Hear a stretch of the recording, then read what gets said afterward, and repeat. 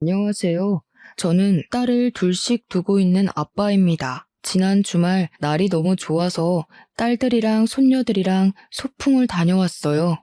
집안에서 홀로 남자인 저는 우리 사랑하는 식구들의 기사 노릇을 톡톡히 하며 즐겼던 날이었습니다. 이렇게 저희 식구 다 같이 웃으면서 시간을 보낼 때면 이젠 할아버지 나이가 되었는데도 젊은이들처럼 힘이 불끈불끈 솟고 더 열심히 오래오래 살고 싶은 욕구가 생겨요. 우리 애들이 제 삶의 이유라는 겁니다. 이 사랑스러운 아이들이 태어날 때부터 계속 그렇게 웃기만 하는 세월이었다면 얼마나 좋았을까 하는 아쉬움이 좀 있네요. 사람 인생이란 게 그럴 수 없다는 걸 알잖아요. 현재 너무 행복해서 가끔은 가슴 아팠던 일들을 잊고 일평생 행복했구나, 그렇게 착각이 들기도 하는데요. 이런 저희 식구들에게도 가슴 아픈 사연이 좀 많습니다. 그중 일부를 오늘 이 공간에서 들려드릴까 합니다. 제게 있는 딸 둘은 2살 터울이에요. 장녀가 먼저 결혼을 했는데 결혼한 지 4년째에 이혼을 하고 저희 집에서 같이 살고 있습니다. 원래는 결혼이 좋다고 여기저기 추천하던 딸이었는데 불과 4년 만에 이혼이라는 파격적인 불행을 겪고 절대 재혼하지 않겠다고 마음이 돌아선 상태예요. 사위되던 놈이 바람이 나서 이혼을 한 거였거든요. 마음 안 좋게도 장녀에겐 딸이 하나 있는데 손녀가 가끔씩 아빠가 보고 싶다고 할 때마다 제 가슴이 다 아팠습니다. 장녀가 받은 이혼의 상처는 동네인 막내에게 따끔한 잔소리가 되어 돌아갔어요. 당시 아직 미혼이었던 막내에게 결혼은 하되 최대한 늦게 하거나 웬만하면 하지 말라고 틈날 때마다 추천을 했죠. 그걸 보면서 저는 아무런 조언도 보탤 수가 없었습니다. 사실 너무 기막힌 얘기겠지만 저도 이혼을 한 처지였거든요. 저 또한 장녀처럼 배우자의 불륜으로 이혼을 하게 된 경우였는데 불행 중 다행이었던 건 제 전처되는 사람은 스스로 능력을 키울 생각 없이 남자의 돈에만 기생해서 사는 성격이었기에 친권을 제가 가져올 수 있었습니다. 그래서 유일하게 집에서 남자인 저는 늘 딸과 손녀를 위해 살았어요. 어쨌든 사실 막내가 결혼을 하지 않겠다고 해도 이해를 해줄 수 있었습니다. 막내 입장에선 가족들이 전부 배우자의 불륜으로 이혼을 경험했는데 결혼에 대한 로망이 없는 게 당연하다고 생각했거든요. 저도 굳이 막내의 나이가 30살이 넘었더라도 결혼할 남자 없냐고 재촉하는 등 귀찮게 굴지 않았어요. 막내한테서 한 번도 남자친구라든지 관심 가는 남자 연예인이라든지 이성에 관해 말하는 걸 본 적도 없거든요. 친구도 잘 안 만나는 것 같고 매번 손녀랑 시간 내서 노는 것 같아 솔직히 저는 암묵적으로 막내가 결혼 생각이 없구나, 그렇게 생각했습니다. 그런데 어느 날 정말 아무런 티도 안 내고 있던 막내가 갑자기 결혼할 남자가 생겼다고 식사 자리에서 말을 하더라고요. 뭐? 말도 없이 언제 만났대? 어떻게 만났는데? 뭐 하는 사람인데? 얼마나 만나고 결혼 결정하는 거야? 장녀가 알아서 질문을 해주는 덕에 저는 막내의 대답만 기다리면 되었습니다.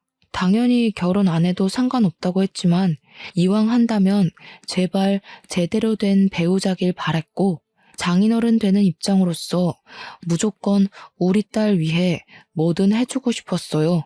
막내가 언지를 주길 사위 될 놈이 성격 좋고 밝은 사람이라 하더라고요. 우리 막내 성격은 좀 소극적인 편이에요. 소위 말하는 집순이인데 자기 남자친구랑 있으면 많이 웃게 된다고 하길래 사실 일단 그거면 충분히 합격 조건이라고 생각했습니다. 사돈집 배경이고 뭐고 그저 우리 딸이 많이 웃을 수 있다면 저는 더 이상 바랄 게 없었어요. 저랑 장녀가 이혼을 겪었다 보니까 서로 영혼이 통하는 게 얼마나 중요한 건지 알겠더라고요. 제발 막내딸 결혼만큼은 저희처럼 실패가 없길 바랬습니다. 그래도 장녀 입장은 동생 앞날이 그저 걱정인가 봐요. 축하보다는 세상에서 제일 쉬운 게 사람 마음 변하는 거라고 섣부르게 판단하지 말라며 단단히 경고 먼저 해주더군요. 계속되는 장녀의 잔소리가 좀 그랬는지 막내가 좀 기분 상해하는 것 같길래 일단은 제가 시간 날 때 소개해달라는 말로 상황 무마시켰습니다. 그리고 어느 날 딸과 함께 우리를 찾아온 총각이 있었는데 키도 크고 복장도 깔끔한 데다가 웃음이 참 시원시원한 총각이더군요. 아시겠지만 그자가 바로 제 사위된 놈입니다. 사위는 일단 한마디로 우리에게 너무 잘했습니다. 점수고 말고 할 것 없이 막내딸뿐만 아니라 우리 식구 전체를 웃게 하는 특유의 재능이 있었어요. 중개사 사업 때문에 이런저런 사람을 많이 만난다더니 그래서 사람 상대할 줄 아는 것 같더라고요. 작년은 사위의 재롱에 넘어갈 듯 말 듯 계속 경계했지만 막내와의 결혼을 반대하는 기색은 딱히 없었습니다. 그렇게 우리 막내딸의 결혼이 흔쾌히 성사되었고 분가를 하게 되었어요. 집에서 한 사람 겨우 없어졌을 뿐인데 꽤나 허전했습니다. 그래도 딸이 잘 살길 바래서 저는 여태 모아뒀던 목돈으로 예단비를 두둑하게 챙겨주었고 사위에게 고마운 마음과 우리 딸 잘 부탁한다는 의미로 차도 한 대 사주었어요. 막내는 사위랑 지내면서 성격이 많이 적극적으로 변해갔습니다. 원래 집에 전화를 잘 안 하는 무뚝뚝한 딸이었는데 결혼을 하고 나서는 거의 일주일에 3-4번 안부 전화를 하더군요. 그리고 어느 날 딸이 임신을 하게 되었다는 소식도 전화를 통해 듣게 되었어요. 너무 기뻐서 그 소식을 듣자마자 막내 얼굴을 보러 가려고 했습니다. 그런데 제 마음을 알아준 건지 그 주 주말에 사위랑 딸이 집을 찾아왔더라고요. 고생 많았네 공서방. 앞으로 바쁜 사람이 더 바빠지게 생겼구먼. 그래도 좋은 소식이 일찍 들려서 내가 얼마나 기쁜지 몰라. 아유, 제가 뭐 한 게 있나요? 앞으로 고생은 다 가은이가 할 텐데 걱정이에요. 저도 제 나름대로 최선은 다할 거지만 남편 역할 잘 못 해내면 어쩌나 그게 요즘 제일 큰 고민이기도 하고요. 장인어른이 좀 많이 알려주세요. 저희 부모님은 먼 지방에 계셔서 도움 청하기도 어렵네요. 당연하지. 앞으로 아빠라고 생각하고 얼마든지 나 찾아와도 돼. 어려워하지 말고 뭐든 필요하면 말만 하고. 사위는 그렇게 유난 떨며 집을 들른 후 별다른 연락이 잘 안 왔습니다. 자주 연락하던 막내도 연락이 뜸하길래 몸이 좀 안 좋은가 걱정이 되었어요. 저는 식당 일을 하고 있어서 가게를 비우기가 애매해 막내 집에 가볼 수가 없었는데 제가 종일 막내 걱정하고 있는 걸 장녀가 알아챈 건지 어느 날 막내 집에 한번 내다보고 오겠다고 하더라고요. 저는 장녀에게 너무 고마웠어요. 가는 김에 막내딸이 좋아하는 레드향 귤 좀 사가라고 돈도 쥐어줬습니다. 그렇게 막내 집을 다녀온 장녀가 잠깐 옷 갈아입는 사이 5살짜리 첫째 손녀가 혼자 막 종알종알 대었는데 제가 응? 뭐라고? 하면서 안아주니까 손녀가 하는 말이 제 심장을 쿵 떨어뜨렸습니다. 할아버지, 이모 우울증이래요. 근데 우울증이 뭐예요? 이모가 엄마 안아서 막 울었어요. 우울증이 오는 거예요? 우울증이라니 역시 우리 막내가 지금 많이 안 좋은 상태인 건가 싶었어요. 그 타이밍에 바로 장녀가 돌아왔길래 저는 장녀한테 막내가 우울증 걸렸다는 소리 뭐냐고 조급하게 물었습니다. 그러니까 장녀가 임신하면 기본적으로 감정 기복이 심해지는 거라고 그렇게만 말해주더군요. 저더러 바람난 엄마가 자기들 가졌을 때 감정 들쑥날쑥 안 했냐고도 하대요. 하도 오래돼서 저는 그런 것도 가물가물했습니다. 일단은 사위랑 문제 있는 건 아니라고 하니까 식겁해서 마음을 놓긴 했죠.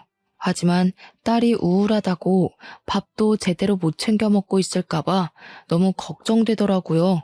몇 날 며칠을 고민하다가 결국은 딸이 아닌 사위한테 전화해 방문하겠다고 저녁 한 끼 같이 먹자고 했고, 약속을 가야 하는 당일은 제 김치찌개 식당 문을 닫았습니다. 사위가 아직 퇴근 전이라고 하길래 우리가 먼저 딸아이의 집에 당도했었어요. 초인종을 누르자 잠시 뒤 막내가 나왔는데, 막내는 생각보다 건강한 모습으로 우릴 반겨주었습니다. 푸른 배를 안고 나와 아빠 하면서 보고 싶었다고 먼저 안아주더군요. 그런데 저는 그게 더 걱정되었어요. 사실 우리 막내가 이렇게 애교 부릴 줄 아는 애는 아니거든요. 일이 먼저 애정 표현을 하는 것 보니 많이 힘들긴 한 것 같아서 안쓰러웠습니다. 저는 개인적으로 막내에게 용돈도 챙겨주었어요. 사위한테도 따로 줄 거니까 혼자 쓰라고 말이죠. 그리고 우리는 제 차로 이동을 해 사위가 예약해 놓은 식당으로 향했습니다. 저는 차를 끌었기 때문에 반주는 못하고 장녀랑 사위만 술 한 잔씩 기울였죠.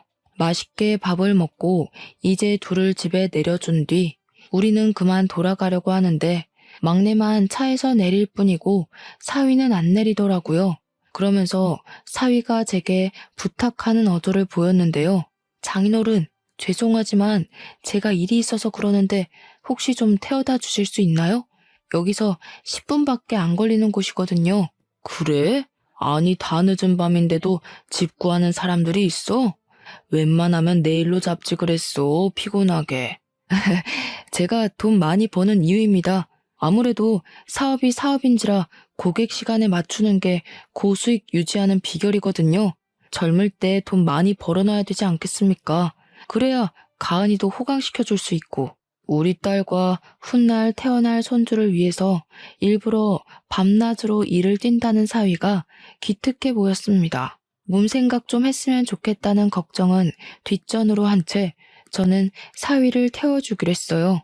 10분 거리인데 어중간하게 택시 타기도 그렇잖아요.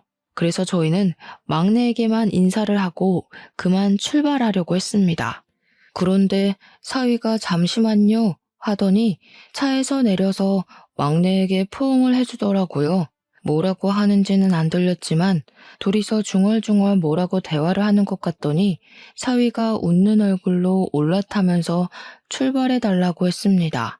딸한테 문단속 잘하고 무서우면 불 켜고 자도 된다고 했다네요. 사위가 이렇게 딸 걱정을 많이 해주고 있는데도 불구하고 딸에게 우울증이 찾아왔다는 건 임신이란 게 정말 힘든 일이기 때문이겠죠. 부디 고된 시간을 홀로 견뎌야 하는 제 딸이 우울증에 무너지지 않기만을 속으로 바라고 또 바랬네요. 저는 창문 밖으로 막내딸에게 인사하고 엑셀을 밟았어요. 딸이 집에 먼저 들어갔으면 했는데 백미러로 계속 확인을 해도 막내가 꼼짝도 안 하고 가만히 서 있기만 하더라고요. 제가 핸들을 꺾을 때까지도 딸은 그대로 있었고, 결국 딸이 귀가하는 건 보지 못한 채 도로를 빠져나왔습니다. 마음이 왠지 모르게 찝찝했어요. 사위도 늦게 귀가할 것 같던데 하루만 딸을 우리 집에서 재울까 그 생각도 잠깐 했습니다. 그렇게 10분 정도 갔을까 사위가 목적지를 가리키길래 내려달라고 하는 곳에 세웠어요. 그곳은 입주자가 굉장히 많을 것 같은 오피스텔 건물이었습니다. 감사합니다, 장인어른. 다음에는 제가 밥 사드릴게요. 앞으로도 가은이 걱정은 하지 마세요. 제가 잘 보필하고 있으니까요.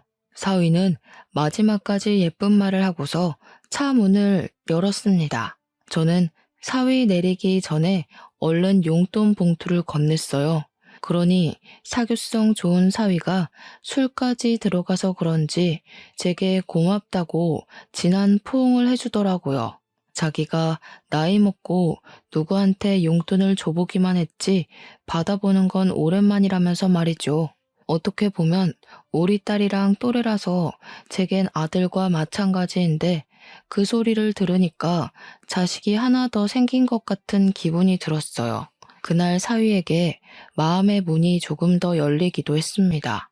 그렇게 며칠 후 딸에게서 오랜만에 전화가 왔어요. 다들 자는 시간에 전화를 했더라고요. 혹시 무슨 일이 있나 싶어 급하게 전화를 받았는데 정작 안에서는 아무 소리도 안 들렸습니다. 저는 몇 번이나 딸 이름을 더 불렀어요. 그러던 중 딸이 겨우 낸 것 같은 목소리로 뭐라고 중얼거리는 걸 들었습니다. 자리에 앉아 음량을 키우고 다시 제대로 들었는데 그 순간 살려달라고 우는 소리를 하는 딸의 음성이 들렸어요. 깜짝 놀란 저는 무슨 일이냐고 묻기도 전에 아빠가 바로 가겠다고 말한 뒤 사위에게 전화를 걸며 막내 집으로 향했습니다. 사위는 또 늦은 시간에 일이 있는지 전화를 넘기기만 해서 제가 그냥 119에 신고를 했어요. 119보다 제가 먼저 집에 도착했는데 정말 앞불싸였습니다. 초인종을 눌러도 딸이 나올 수 없다는 사실을 잊었어요. 급하게 사위한테 다시 전화를 했지만 이젠 사위 폰이 꺼져 있다는 기계 음성만 들렸습니다. 문을 두드릴 수도 없었어요. 그런다고 딸이 나올 수 있는 상황도 아니었고 주민들만 다 깨울 뿐일 테니까요. 그래도 다행히 119를 빨리 불렀던 탓에 5분은 넘기지 않고 문을 딸 수 있게 되었습니다.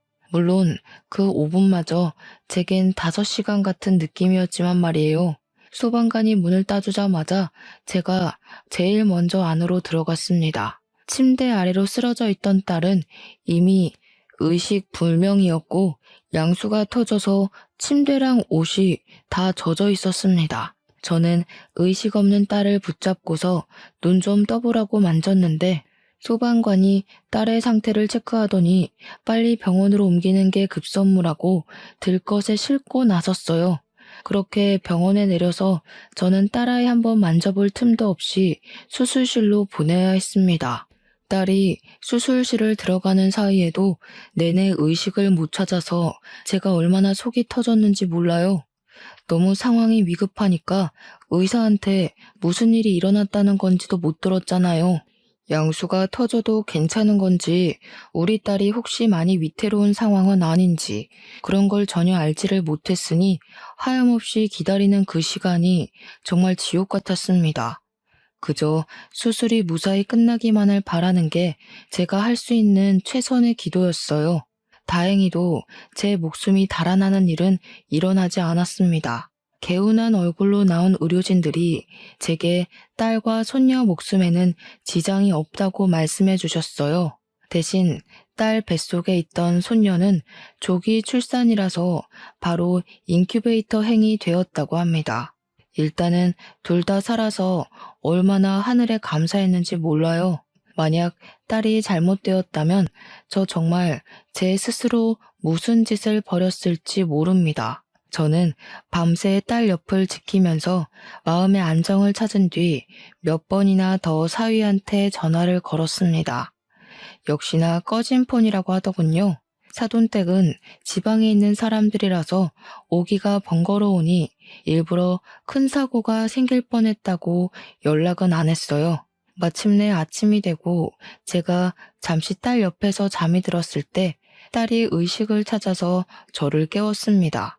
저는 벌떡 일어나 딸의 상태를 살피면서 또 한 번 하늘에 감사하다고 연신 중얼거렸어요. 눈물은 마르지도 않는 건지 딸을 잃을 뻔했던 지난 새벽의 공포가 다시 상기되어 눈물이 주르륵 흘렀습니다. 그리고 그제야 드디어 사위한테서 전화가 왔어요. 저도 모르게 받자마자 성질을 내었습니다. 자네 대체 뭐하는 인간이야? 내 딸이 양수 터져서 다 죽어가고 있었는데 어디서 뭘 하고 있었던 거야? 또 일이었어? 그 일이 내 딸이랑 손주를 위해서 번다고 하지 않았어? 근데 이게 뭔가? 자네가 있었다면 더 빨리 병원에 올 수 있었을 거 아니야? 내 딸이 오죽했으면 나한테 전화를 했겠어. 네? 아니 저는 죄송합니다 장인어른. 정말 죄송합니다. 어디 병원입니까? 제가 지금 바로 갈게요. 사위는 죄송하다고 일이 바빠서 몰랐다고 변명하며 뒤늦게 허겁지겁 병원으로 달려왔습니다. 병원에 도착한 사위 꼬락서니는 밤새 일 때문에 바빴다는 사람치곤 너무 멀끔한 상태였어요. 그것조차 화가 나서 저는 사위 얼굴을 보자마자 귀싸대기를 날렸습니다. 제 딸이 죽을 뻔했다는 생각에 너무 아찔해서 그땐 정말 사위를 어떻게 해버리고 싶었거든요. 당시만 생각하면 아직도 심장이 벌렁벌렁하고 손 떨립니다. 사위는 그렇게 처맞고도 바로 제 앞에 무릎을 꿇고 또 한 번 사죄를 했습니다. 제가 한 대 더 때리라고 해도 그대로 맞을 각오를 하고 있더라고요. 그런 사위를 보면서 한편으로는 그저 열심히 일해서 자기 가족들 잘 먹고 잘 살게 하려고 했을 뿐일 텐데 사위가 무슨 잘못이 있을까 싶었어요. 그래서 2대까진 때리지 않았습니다. 사위는 일어나라는 제 말에 뒤늦게 일어서서 제 딸을 살폈어요. 딸에게도 손을 잡으며 사과를 청하더군요. 근데 딸도 사위에게 화가 단단히 난 건지 사과를 받아주지도 않고 고개를 돌려버렸습니다. 아마 딸이 그날은 일을 안 가면 안 되겠냐고 했었을 것 같은 감이 왔어요. 저는 화 좀 식힐 겸 잠시 화장실을 나갔다가 다시 병실로 돌아갔습니다. 그런데 가는 길에 자판기 쪽에 누구랑 통화하고 있는 사위를 목격했어요. 뭔가 곤란한 분위기 같아 보여서 혹시 일 때문에 그러는 건가, 내가 괜히 실수를 한 건가 싶어서 건물 귀퉁이에 몰래 숨어들었습니다. 그래서 오늘은 거기서 잘 거라고? 안 돼. 그럼 나 혼자 자란 말이야? 나 혼자 자는 거 무서워하는 거 알잖아. 알지. 근데 이번엔 어쩔 수가 없어. 이틀은 와이프 옆에 있어줘야 돼. 장인어른 화나셨다니까. 나 뺨까지 맞았다고. 어이없다. 양수 터진 게 뭐 유별난 일이라고. 우리 엄마도 나 낳기 전에 양수 터졌는데 멀쩡하게 살아있어. 그거 흔한 일이야. 이미 장인어른 눈 돌아서 내 변명 아무것도 안 통해. 이번만 봐줘. 네가 전화 받지 말라고 해서 이사달 난 거잖아. 서러워서 진짜. 거기 딸 낳았다고? 내가 아들 낳아줄 테니까 내 옆에는 태어날 때까지 있어줘야 돼. 알겠지? 명백히 사위 목소리였습니다. 사위는 우리 막내에게나 보여줬던 목소리로 아주 달큼하게 다른 여자랑 통화하고 있었어요. 믿을 수가 없었습니다. 그동안 우리 딸을 위해서 일하느라 등골 빠지고 있는 중인 줄 알았더니 다른 여자한테 눈 돌리느라 바빴던 거였어요. 화가 치밀어 한 발자국도 떼지 못했더니 통화를 마치고 오는 사위와 그대로 마주쳤습니다. 사위는 악소리를 지르며 혼자 나자빠지더군요. 그 꼴은 도둑이 제발 저려 쫄아있는 모습과 같았습니다. 뭘 그렇게 놀라나? 누가 보면 죄 지은 줄 알겠어. 나 몰래 뭐 허튼 짓이라도 했던 거야? 아니요. 그럴 리가요. 근데 언제 오셨어요? 방금 오신 거예요? 사람 실없기는. 그럼 방금 왔지. 내가 뭐하러 여기 가만히 서 있었겠어? 아까 때린 건 미안했네. 내가 너무 흥분해서 그랬던 거니까 자네가 이해해줘. 분명 충격적이고 놀랄 일이었지만 일단은 사위의 불륜을 당장 아는 체를 하면 안 될 것 같아 더 너털하게 웃어 보였습니다. 사위는 저를 경계하는 것 같다가도 제가 우리 딸 좀 잘 부탁한다고 손을 잡아주니 금방 본래 가면으로 돌아오더군요. 사위는 바로 우리 딸 곁을 지키러 자리를 뜨고 저는 그 가식적인 모습에 너무 열이 받아서 사위 나가자마자 표정 싹 바꾸고 어딘가로 전화를 걸었습니다. 과거에 제 이혼과 장녀 이혼 상담을 맡아줬던 변호사에게 연락했어요. 이혼 전문 변호사에게 이혼 사건으로 3번이나 의뢰를 하는 건 사실 정말 창피한 일이라고 생각을 하는데요. 덕분에 변호사란 귀한 인맥을 얻지 않았나 싶긴 하네요. 그 변호사도 변호사 되고 제가 첫 의뢰였다고 하더라고요. 제 이혼권을 담당했을 땐 생초짜였는데 장녀 이혼권에서는 제법 신입의 티를 벗었었고 이번에 막내건으로 연락했을 땐 아주 장성한 변호사 팀장으로 성장했더라고요. 어떻게 보면 참 아픈 인맥이지만 그래도 저와 장녀를 대차게 승소시켜준 변호사이기에 저와 잘 지내고 있는 사이였습니다. 아직도 그 변호사에게는 고마워서 제가 변호사님이 가게로 오면 음식을 공짜로 대접하기도 했죠. 우선 간단한 안부를 주고받은 다음 저는 바로 막내 사정의 사실을 알렸고 변호사는 제게 이것저것 조언을 해주었습니다. 저는 사위가 불륜이라는 것이 정확하게 드러나면 뒤도 안 돌아보고 당장 이혼시킬 생각이었어요. 변호사가 알려주길 2번이나 이혼 소송을 해보셔서 잘 아시겠지만 일단 무조건 증거를 많이 확보해야 한다고 하더군요. 그 뒤로 저는 식당을 장녀에게 맡기고 손녀가 어린이집을 간 시간만 자리를 비워서 사위를 미행했습니다. 사위랑 막내 사는 신혼집은 1층이 부동산 사무실이고 2층이 자가인 집인데요. 사위는 출근을 1층으로 해서 서류를 진행했고 미팅이 있으면 외출하는 듯 했는데 외출이 절반 이상이었어요. 그래서 사실상 사위의 공간을 침범하는 데는 어렵지 않았습니다. 그리고 사위가 외출하는 시간을 며칠간 지켜보면서 어느 시간대에 밖을 나서고 움직이는지 파악했습니다. 우선 막내딸에게 먼저 찾아갔는데 막내는 자기 딸을 재운 후 겨우 잠들어 있었습니다. 그리고 저는 막내에게 제가 알고 있는 사실들을 솔직하게 물어봤어요. 그렇잖아도 위태롭던 막내딸은 제가 묻자마자 얼굴이 일그러지며 눈물을 터뜨리더군요. 이놈 새끼가 이런 쓰레기짓 하고 다녔는데 왜 말 안 했어? 아빠한테 진작 말했어야지. 아빠는 네가 이렇게 힘들게 지내는 줄도 모르고 밑 빠진 독에 물이나 붓고 있었으니 가족이 있는데 왜 이걸 너 혼자 참고 있었어? 남편이 이거 고자질하면 친정까지 손봐줄 거라고 협박하잖아.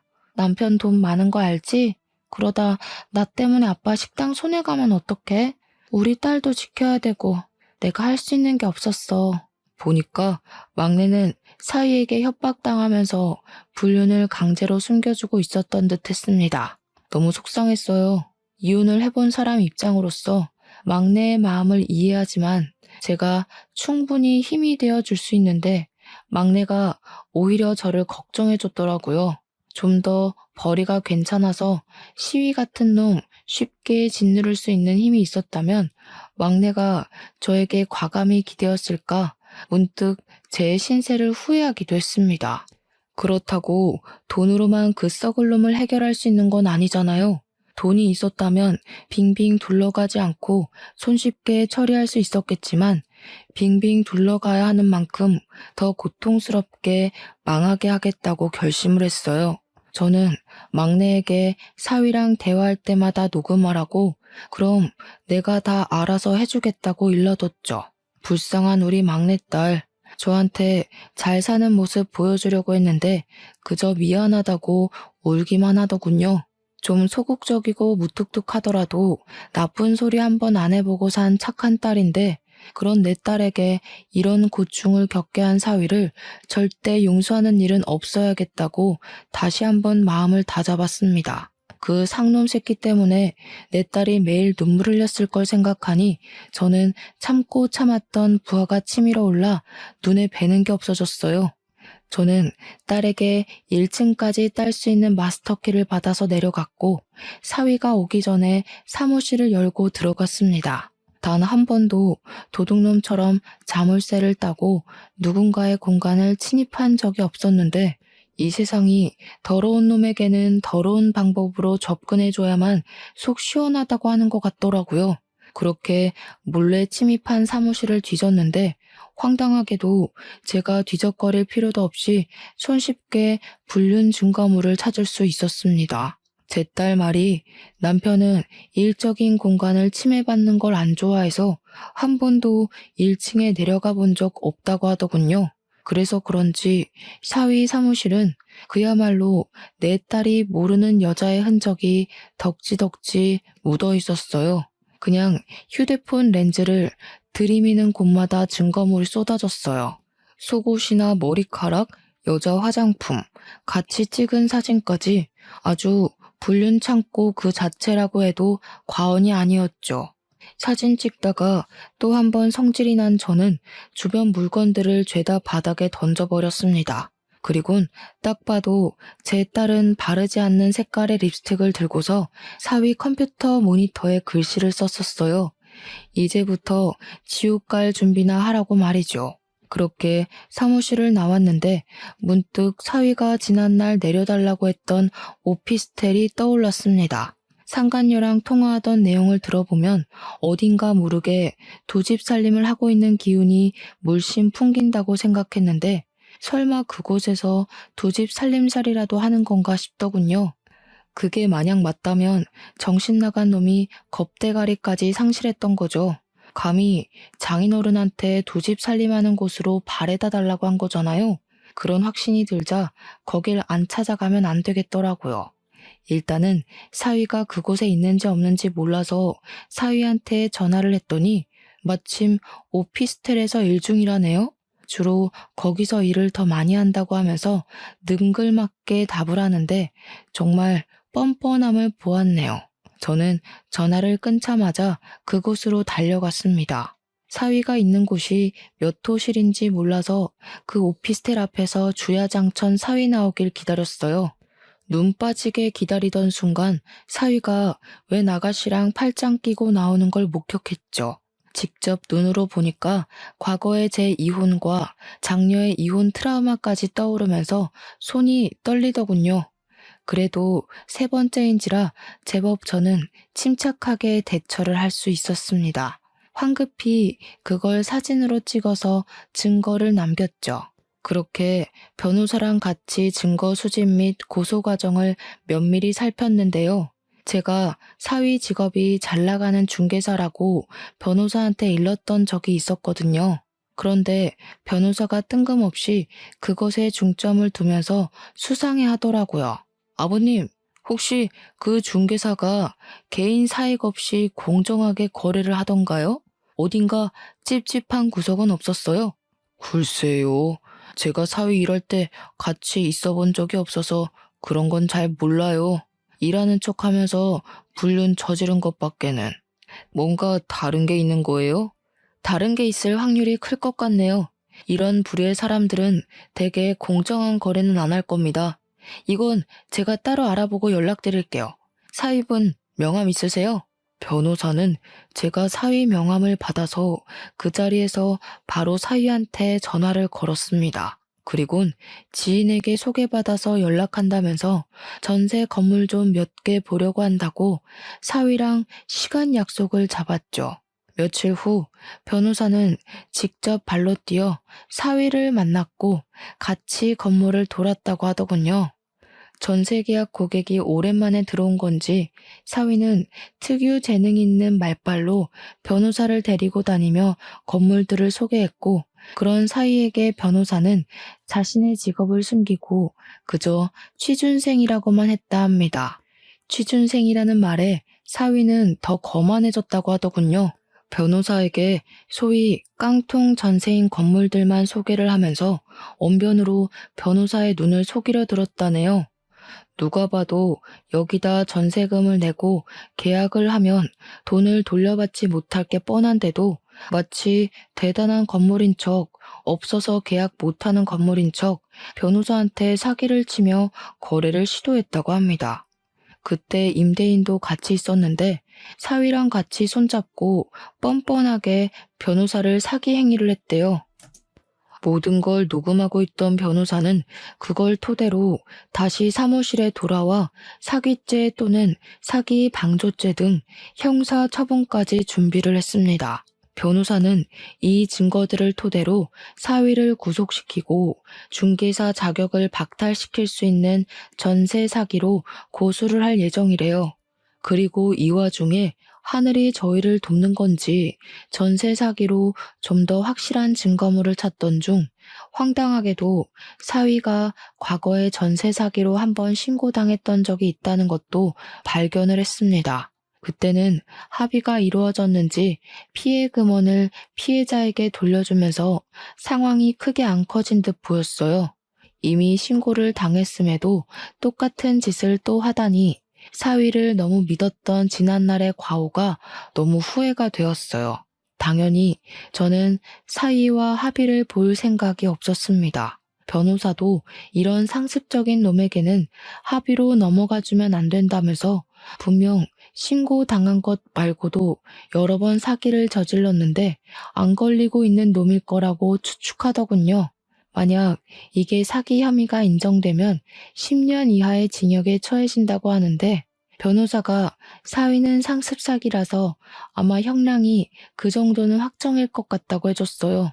역시 전문가의 눈과 손은 달라서 감탄했습니다. 저는 사위의 밥줄까지 끊을 수 있는 방법이 생기자 마치 속이 뻥 뚫린 것처럼 벌써 후련했어요.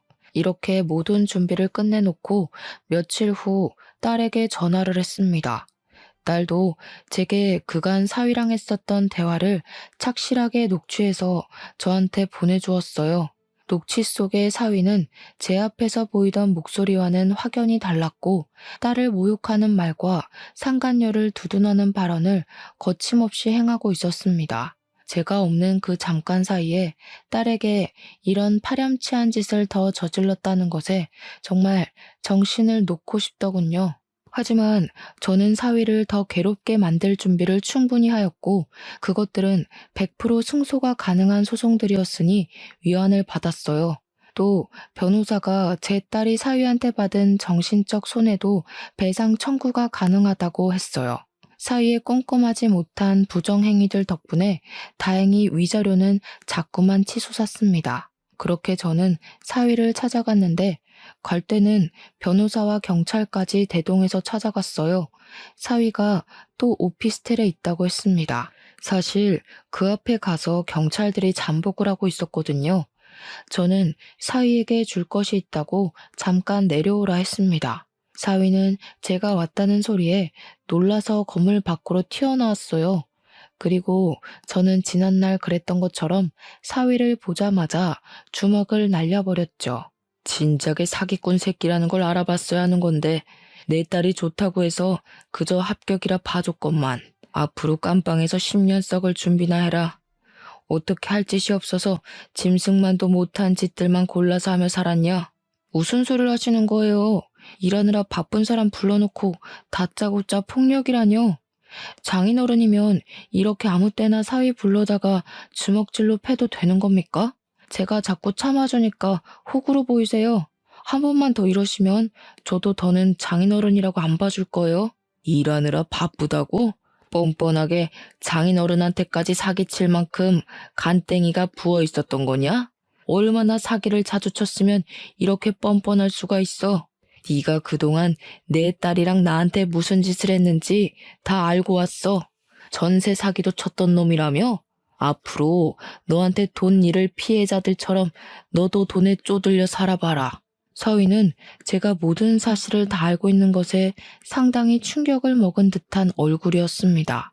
자기가 나름 숨겼던 전세 사기 언급까지 나오니 제가 자신의 불륜 일까지 알고 있는 걸 눈치챈 것 같더라고요. 머리를 잘 굴리니까 눈치는 또 얼마나 빠르던지. 그래서 더는 변명하면 안 되겠다 싶었는지 바로 무릎을 꿇대요. 지나가는 사람들은 더 이상 신경 쓰지 않고 제게 싹싹 두 손을 빌기 시작했습니다. 장인어른이 뭘 알고 계시든 제가 다 잘못했습니다. 제발 신고만 하지 말아주세요. 저 가은이 남편이잖아요. 제가 지금 하고 있는 실수 다 알아서 정리할게요. 앞으로 제 돈으로 가은이랑 장인어른께 더 잘할게요. 저 여기까지 오느라 진짜 힘들었어요.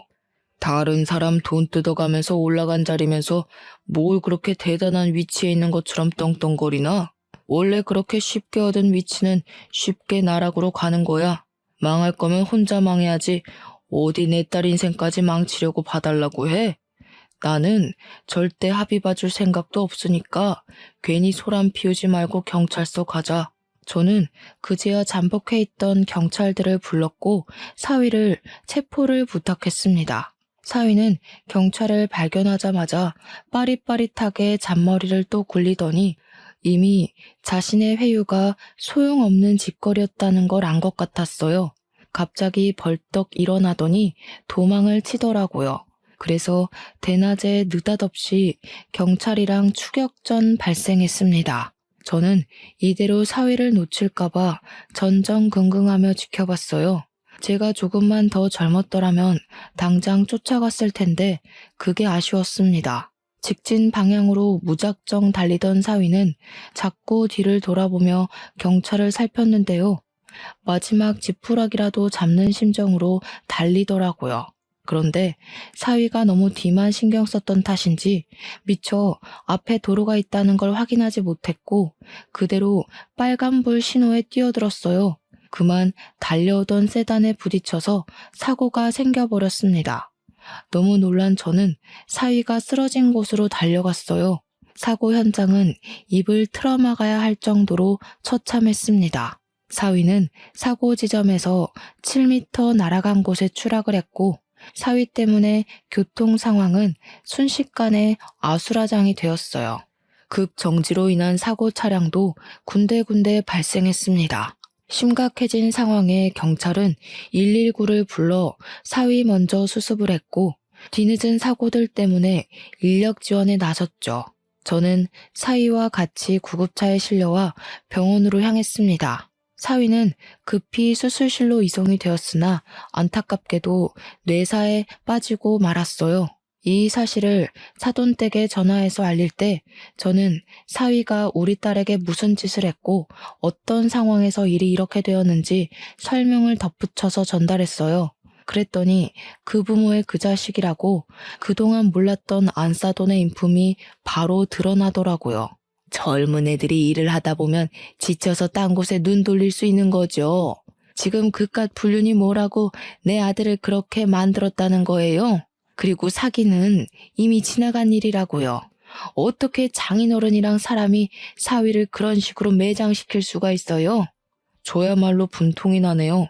하마터면 양수 터져서 죽을 뻔한 내 딸 두고 딴 년이랑 바람이나 피고 있던 놈을 어느 장인이 가만두겠습니까? 그 자식 어떻게든 깜빵에 잡아 쳐넣으려고 했는데 저렇게 아무런 죗값도 못 치르고 병상에 누워있으니 저야말로 속이 터진다고요.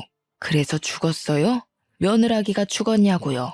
내 아들 평생 불구 만들어 놓고 사돈은 죗값 피해갈 수 있을 거라 생각해요? 내가 당신 살인자로 고소할 거야. 저를 고소할 돈이나 있을지 모르겠네요. 지금 그댁 아드님께서 저희한테 저질러 놓은 죄가 너무 많아요. 그거 위자료 다 배상하시려면 아드님 재산으로도 벅찰 텐데요. 잘 생각하세요. 어차피 패소하게 될 텐데 왜 굳이 돈을 써서 고소를 해요? 앞으로 아들 병원비만으로도 돈 나갈 일 엄청 많을 거잖아요. 내가 당신들 절대 그냥 안 둘 거야. 내 아들 저렇게 만든 거 반드시 갚아줄 테니까. 평생 불안해하면서 살 준비나 해. 이거 녹음됐어요. 저희 주변에 얼쩡거리면 끈금지 신고까지 할 겁니다. 그쪽 아드님 짓거리는 꼭 깜빵에 넣고 싶을 만큼 화가 났는데 그래도 식물인간으로 살아야 되는 걸 대가라고 보고 인심 써줄게요. 평생 귀한 아들 뒤치다꺼리하면서 늙어 죽길 바래요. 저는 그대로 시끄럽게 쫑알대는 사돈과 전화를 끊고 이혼 소송 진행했습니다. 예정대로 신고까지 했지만 안타깝게도 사위 상태 때문에 구속은 불가했어요. 대신 2천만 원 벌금형으로 판결이 내려졌죠. 그리고 양육비 같은 경우 사위가 불구가 되었으니 개인적으로 이건 끝내 못 받겠구나 절망하고 있었는데 법이 참 잘 되어 있더라고요. 아이의 친부인 이상 양육에 대해서는 당연히 책임져야 할 권한이라고 판결이 내려져서 사위가 식물인간 사정이라 할지라도 양육비는 지급해야 된다고 하는 거 있죠. 완벽히 저희의 손을 다 들어준 법원에 사돈댁은 울고 저는 한숨 놓을 수 있었습니다. 사위가 이 사실을 알지는 모르겠지만 개망나니 짓을 했으니 내가 벌을 받는구나 라는 걸 느끼고 평생 후회하길 바랄 뿐이네요. 그렇게 제 착한 막내딸은 제 품으로 돌아오게 되었습니다. 그곳에서 시름시름 알아갈 때보단 건강도 많이 좋아졌어요. 밥도 잘 못 먹던 애가 이젠 제 식사까지 챙기면서 끼니를 거르지 않을 만큼 말이죠. 그리고 저희 집에 세 식구인 작은 손녀는 어느새 2살이 되었습니다. 우리 막내가 아기였을 때랑 똑같이 생긴 게 너무 신기해서 요즘은 작은 손녀 커가는 재미로 살고 있어요. 당연히 우리 큰 손녀는 이미 제게 둘도 없는 자식이나 마찬가지고요. 어쩌다 보니 저희 집에 여자 식구가 더 늘었는데 동네 주민분들이 식당에 와서 이런 모습을 보면 다들 저더러 혼자 남자라서 외롭겠다고 안쓰럽게 보더라고요. 전혀요. 제 곁에만 있으려고 하는 착한 2딸과 할아버지만 찾는 손녀들 덕분에 오히려 하루하루가 행복으로 벅찬 중인걸요. 참, 그리고 위자료를 너무너무 두둑하게 받았잖아요. 그래서 이참에 저희 5 식구가 넓게 살 수 있을 만한 곳으로 이사를 가려고 딸들이 집을 알아보고 있어요. 자꾸 제게 편한 집으로 알아봐 주길래 나는 괜찮으니 너희가 좋은 집 구해라 그렇게 일러주는데도 제 말은 듣질 않네요. 하하, 행복하다는 뜻입니다. 앞으로도 더 이상 새 식구는 바라지 않으니 이렇게 우리끼리 웃으면서 살 수 있었으면 좋겠어요. 가족 모양이 꼭 사회가 지정한 모양대로만 가야 행복한 거 아니잖아요. 여러분들도 내 가족이 어떤 모양으로 어떻게 내 곁에 있든지 그냥 우리 가족의 형태를 사랑하면서 추억 만들어 가셨으면 좋겠습니다. 서로 사랑해주는 것만으로도 모자란 세월이란 말도 있잖아요. 제 사연은 여기까지입니다. 긴 글 들어주셔서 감사하고 늘 꽃길 걸으세요.